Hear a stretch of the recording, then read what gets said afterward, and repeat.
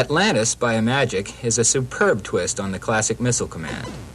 In both games, the player must defend 6 objects, in this case underwater fortresses, at the bottom of the screen from enemies above, and the player has no objects that can be moved around. The main thing to figure out about Atlantis is that the enemy jets can only fly at 4 different altitudes. Follow this ship. See how it first moves across the top of the screen, then across a second level, then across a third, and finally to the lowest level where it appears with its laser firing. Unlike Missile Command, you can't fire anywhere on screen using a target sight, but you do have 3 cannons instead of just 1. The cannons all fire at fixed points on the screen. Center cannon fires straight up, while the ones on the right and left sides of the screen fire on the diagonals.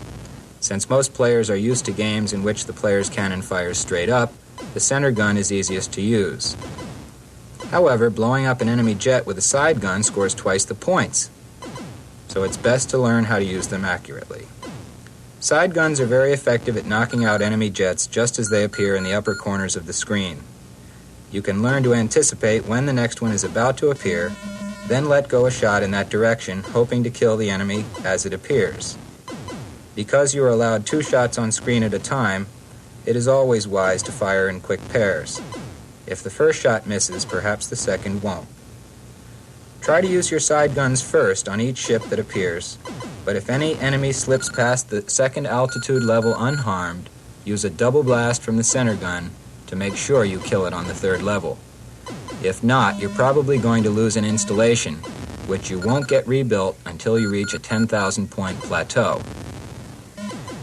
Keep your eyes and ears open at all times for the bandit bomber, the fastest and smallest enemy on screen. He will zip down to the lowest altitude very quickly.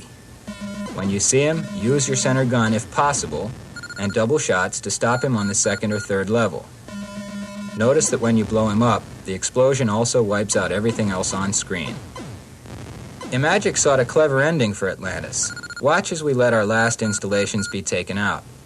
Just before the game ends, a small space saucer can be seen escaping the doomed underwater city. Who's in that saucer? The sole survivor of the attack on Atlantis, you.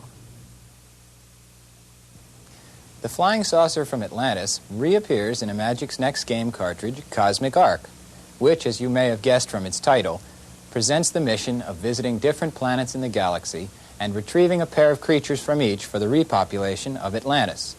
We can only assume these creatures to be 1 male, 1 female.